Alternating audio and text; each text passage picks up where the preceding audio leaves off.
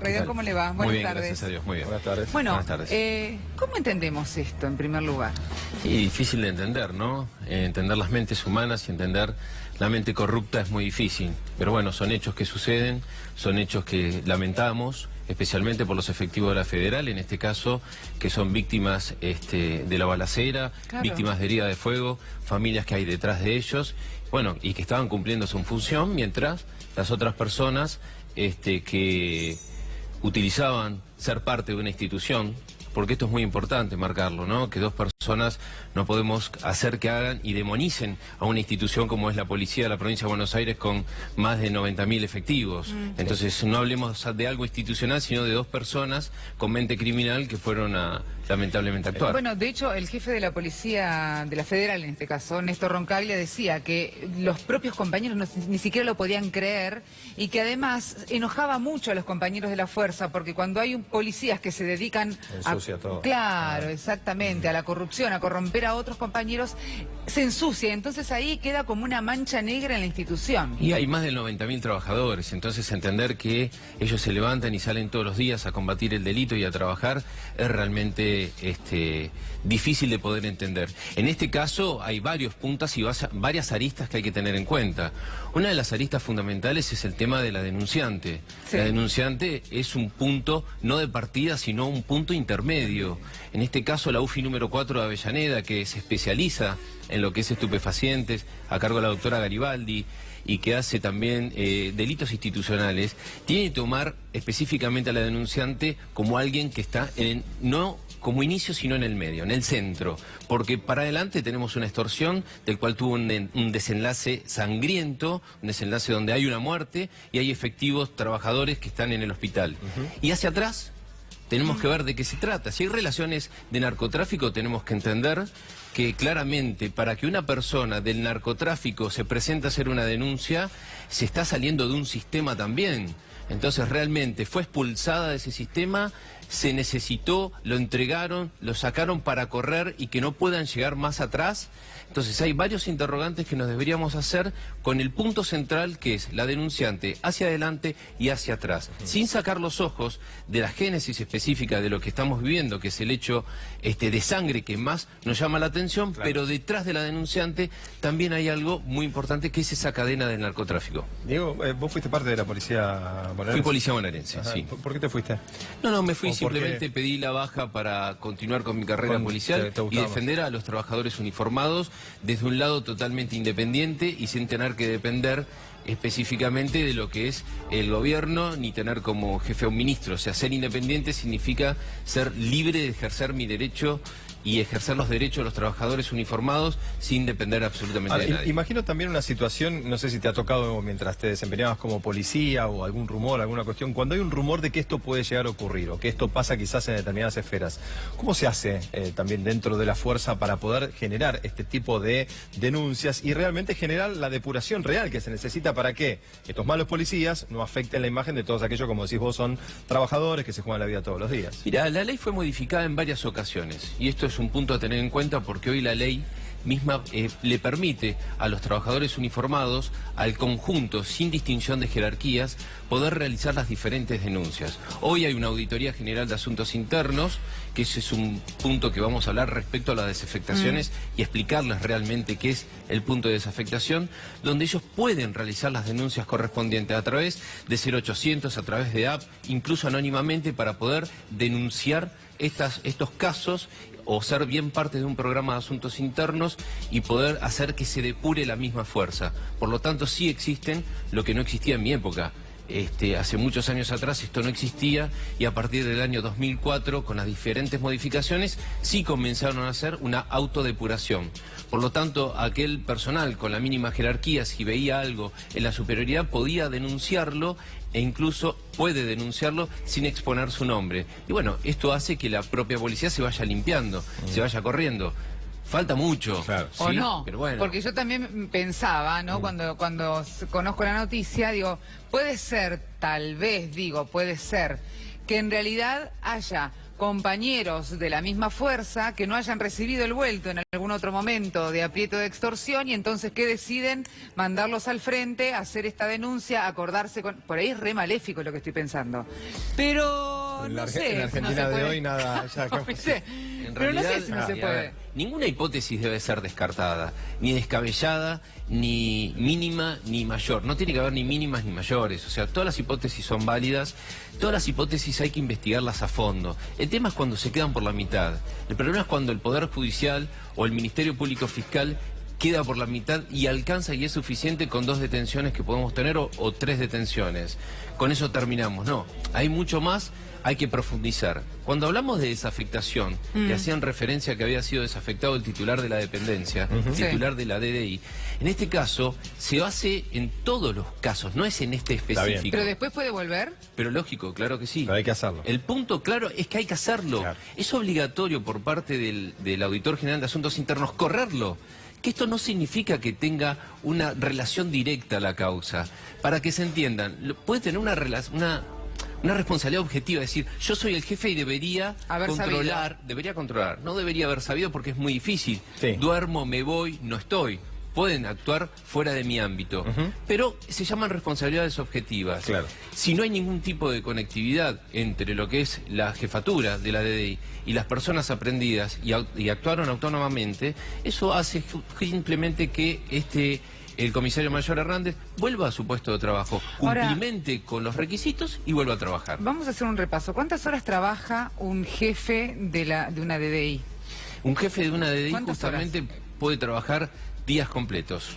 Días. No Sin parar, tiene, según a el ver, caso. si vamos al nomenclador, tiene horas, tiene momentos para ir a dormir, momentos para irse a la casa y podríamos decir que trabaja desde las 8 hasta las 14 y de las 18 o de las 16 hasta las 22.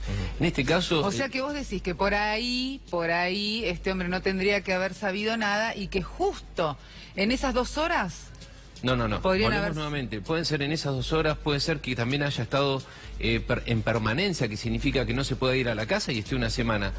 Es difícil controlar a todos los que están en la calle. No se puede hacer un control permanente. Sí, el Ministerio tiene lo que significa lo que es el ABL, un sistema de ubicación satelital de los móviles. Claro. Cuando están estos casos, el recorrido lo van a poder saber. Sí, y lo van a poder y determinar. justo aquí usando un móvil oficial se tiene que saber también. Totalmente. Si te Claro. parece, Diego, vamos a compartir con vos y con todos, ¿no? Lo que fueron las palabras del jefe de la policía de la Federal, estamos hablando de Néstor Roncaglia, a propósito de lo que fue este operativo y las detenciones, decía lo siguiente. Él eligió terminar de esa manera, terminó muerto y bueno, la calificación legal la va a hacer la fiscal y el juez de garantía, ¿no? Pero es un atentado, tentativa de homicidio en riña, todas las calificaciones, creo que todos los tipos de código penal van a ser tirados sobre la cabeza de estas personas detenidas. Anoche estuve en contacto con el ministro Ritondo por forma permanente y el señor Perroni, el jefe de policía. Estaban muy preocupados, acongojados, doloridos por el acontecimiento grave, pero seguramente es un tema interno que lo van a manejar ellos. Insisto, lo que dije antes, consideramos que no es un tema institucional, son personas policías con varios años de carrera, lamentablemente, que decidieron delinquir en lugar de trabajar del lado de la ley. Hoy estamos hablando con la ministra Burrich en todo momento, con ella, con el señor Bursaco, muy preocupados. La verdad que nuestra preocupación es salvarle la vida a nuestros hombres. Pero nuestra preocupación son nuestros policías heridos, que queremos que se curen, que se sanen. Son 2 buenos suboficiales, profesionales, especialistas en la lucha antidrogas. Desde hace mucho tiempo vienen trabajando contra este flagelo y queremos que se mejoren para tenerlos nuevamente en la calle combatiendo este flagelo que es mal de la humanidad. La fiscal Garibaldi dispuso que todo lo que es peritaje, levantamiento de pruebas y huellas lo haga la Gendarmería. Es una fuerza siempre de estilo cuando intervienen una o 2 fuerzas como imputado o damnificado y intervenga una tercera fuerza imparcial. No sé los resultados, pero bueno, es un hecho lamentable, sinceramente, de mucha repercusión. Nos duele más, la verdad que, como digo, los policías sabemos que podemos morir o nos pueden herir, pero más nos duele cuando el que está enfrente de nosotros es otro policía que se transforma en delincuente y dispara contra el policía porque consideramos que está más jugado incluso que hasta un propio delincuente. ¿Ustedes sabían que estos sospechosos además eran policías bonaerenses?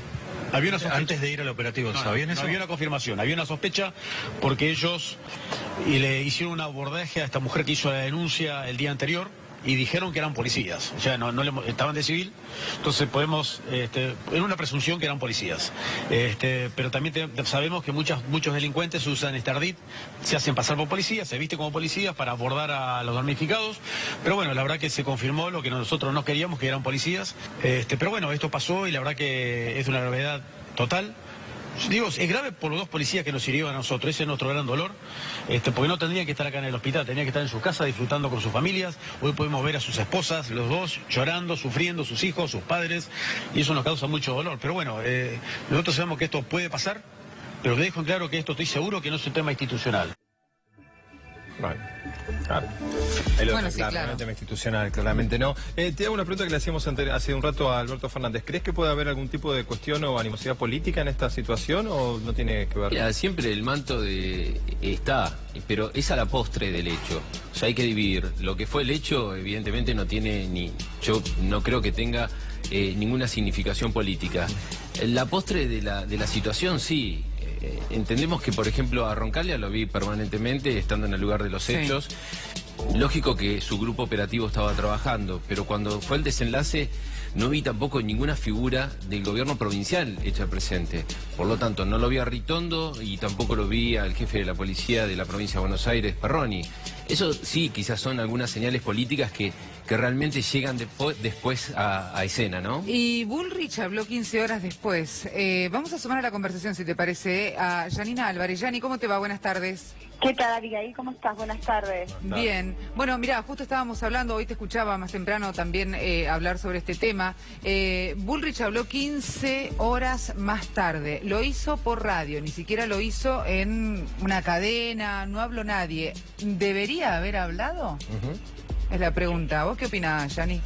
A mí me parece que la jugada, al menos que se pueden hacer o estratégicamente, si se quiere, ante esta tragedia o salvajada, como dijo el propio Roncaglia, que fue una palabra muy fuerte, escucharla del propio jefe, ¿no?, de la Federal. Esto fue una salvajada, dijo, con respecto al tiroteo. Me parece que van a esperar que avance la investigación y van a salir con hechos concretos a dar a conocer. Me imagino yo, imaginen esta situación del lunes a la mañana, lunes a la tarde, el martes, a partir del hecho desgraciado que pasó, hemos detectado o hemos detenido a una banda de policías que se dedicaban, quizás haya más detenciones en las próximas semanas, en las próximas horas, y prefieren un perfil bajo hasta tener mayores resultados, porque esto, como decían hoy en la mañana más temprano las chicas en piso, es una olla que se destapó. Claro. Hay que ver todo lo que hay adentro ahora, lo que está hirviendo.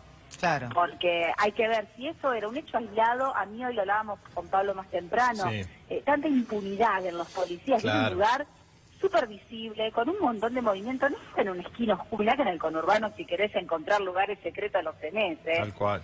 fue en una estación de servicio, con mucha luz, antes de las 10 de la noche, gente que estaba saliendo del shopping a pocas cuadras, gente cargando combustible, una plaza a full en cuanto a los empleados, y en el shop no era la madrugada que por ahí queda un flashero y atendiendo por ahí en el shop detrás de una ventana. Mucha impunidad, y cuando quiero imaginar que los policías de la Federal quieren identificarse, cuando ven que se está efectuando el pago de estos 170.000 pesos, directamente disparan. Porque si ustedes escuchan y prestan atención a Roncaglia, yo sé que habló en un momento de mucho dolor por los heridos en su fuerza y por la situación, y porque los que enviaron de Policía Federal eran los héroes que iban a salvar a esta mujer que supuestamente vende droga, y que por eso la extorsionaban y le iban a armar una causa. En realidad lo que estaban haciendo los policías es fomentar la comercialización de droga en esa zona. Claro. Y al cambio recibían dinero. Claro. Entonces me parece que hoy Roncaglia, cuando dijo murió, él eligió cómo morir, haciendo referencia al capitán, al comisario que murió, que en enero había asumido al cargo y estaba a cargo del gabinete antidrogas. Sí, Pablo. No, si me permitís, voy a aprovechar que lo tenemos al doctor Raidán acá para preguntarle, porque, a ver, acá hay una extorsión, ¿no? Sí. Pero en este caso, ¿qué delitos van a esta cuestión? ¿Tiene que ver con extorsión o tiene que ver también con ser una asociación para permitir la venta de droga? Porque si ese dinero tiene un origen espurio, tiene que ver con la venta de drogas, que acá hay una doble acusación. ¿Cómo serían los cargos en este caso? En realidad, lo que se va a iniciar ahora, incluso va a ser por el homicidio, ¿no? También en cabeza del homicidio, que se tiene que investigar cómo cómo fueron las causales de la muerte y cómo se dio. Claro. También, a pesar de ser un delincuente, ¿sí? También hay que hacer esas investigaciones.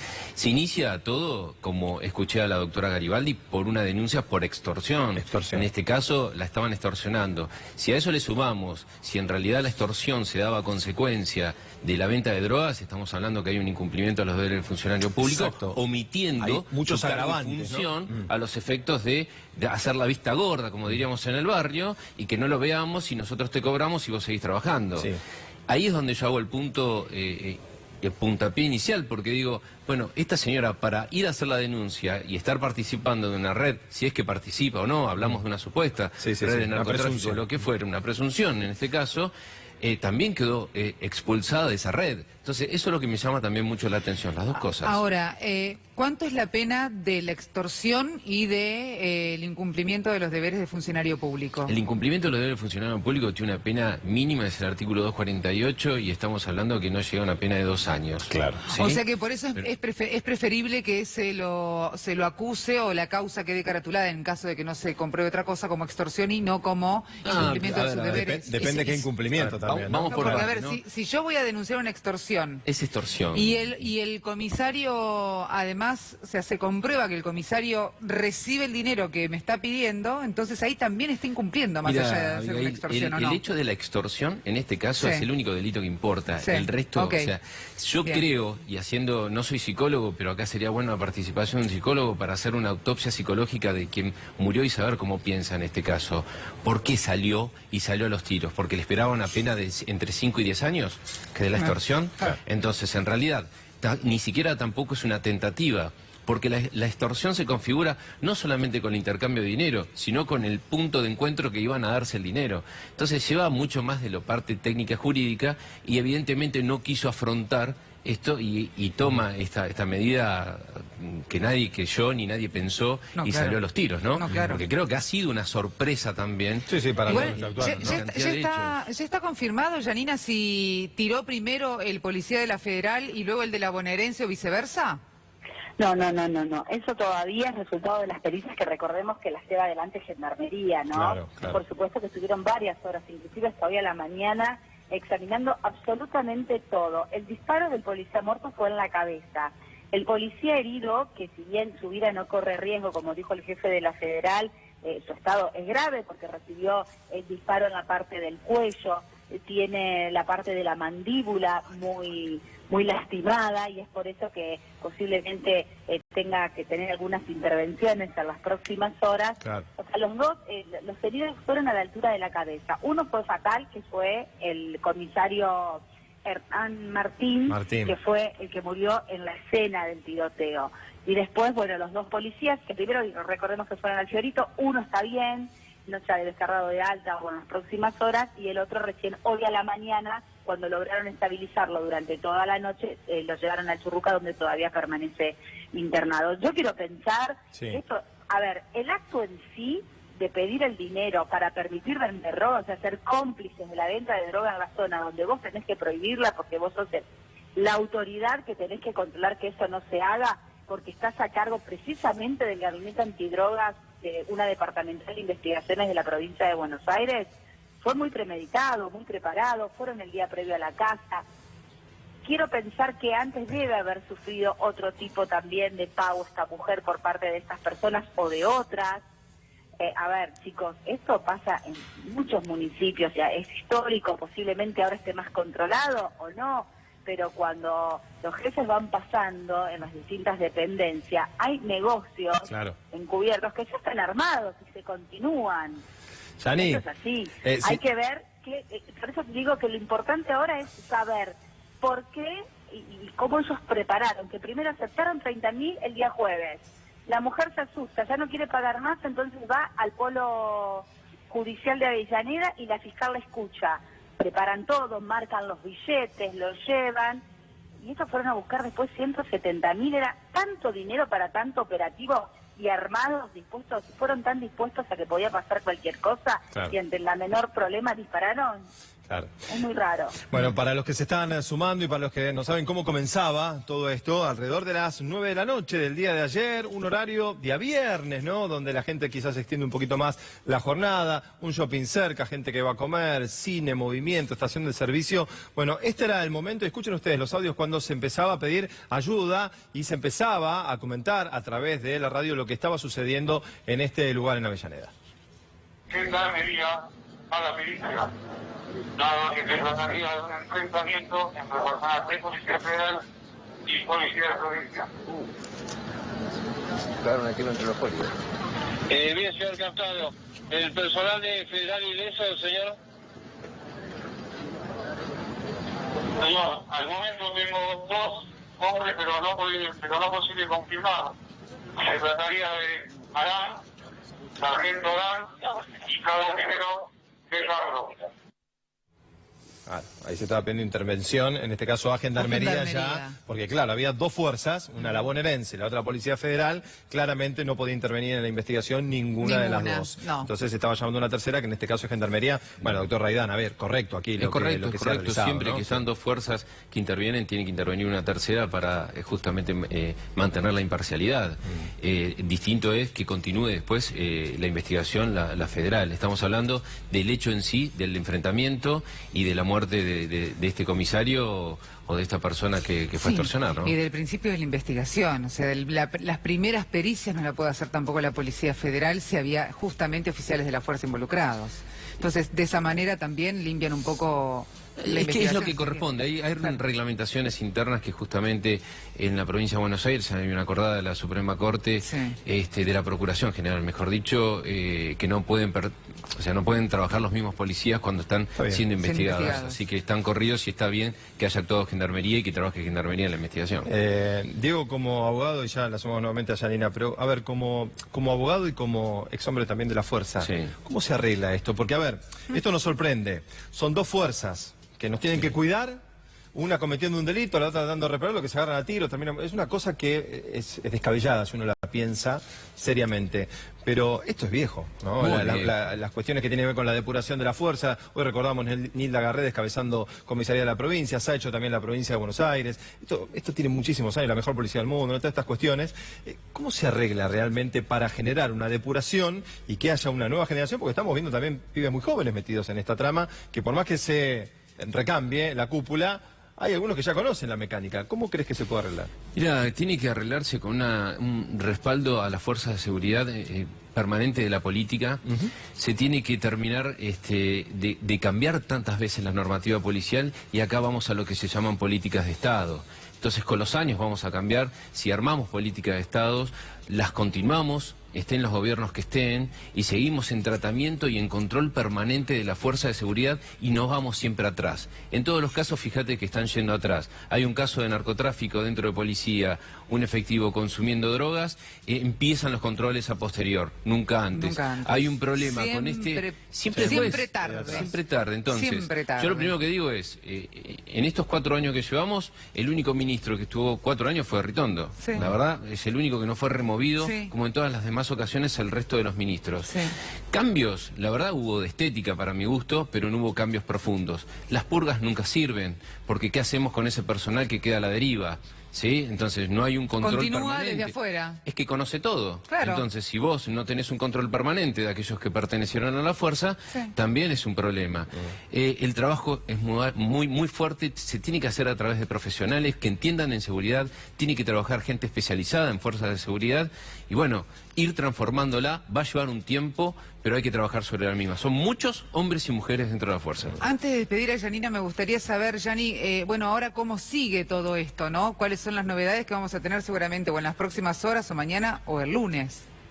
Mira, hasta el momento se hizo una inspección, hay 2 investigaciones. Por un lado, la judicial, que es la que lleva adelante la doctora Garibaldi, que va a continuar, porque a medida que va obteniendo resultados de lo que hizo desde anoche hasta ahora, le va a generar sin ninguna duda nuevas posibilidades de hacer otras cosas. Y por otro lado, es lo que hizo Asuntos Internos y lo que va a hacer, que por ahora separó de la fuerza a 9 efectivos, todos del gabinete antisecuestros y del gabinete antidrogas de la departamental de Lanús y de Avellaneda. Yo lo que quiero pensar es que se va a saber absolutamente todo y que se va a ir por más. Si esto era la última vez, si hay otras personas que se animan a denunciar que eran víctimas en esta departamental o en otra de esas situaciones, porque me parece que como para un tema tan peligroso y que tanto nos preocupa y que les preocupa a todos los políticos y que muchas veces lo convierten en eje de campaña, que es el narcotráfico, bueno, si es un tema de drogas a lo que se relaciona este caso por esta mujer que hizo la denuncia, bueno, que se ataque a todos los que tengan que ser responsables en esta cadena. Esta gente recaudaba para ellos, ese dinero era para ellos. Tal cual. ¿Entre quiénes se dividía? Exactamente. Eso sería hasta secundario, si se quiere. Y a mí lo que, por eso, por el valor, 200.000 pesos, son 4 personas.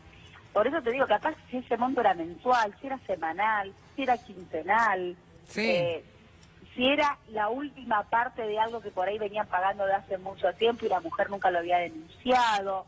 Es un tema que me parece que a todos nos gustaría saber exactamente cómo fue y cómo va a terminar, ¿no? Tal cual. Yani, muchísimas gracias, ¿eh? Gracias a ustedes. Que tengas buenas tardes. Hasta luego. Muy bien, compartimos ahora con ustedes el momento de las palabras de la ministra de Seguridad, Patricia Bullrich, al respecto de este hecho delictivo, este enfrentamiento, y escuchen lo que decía.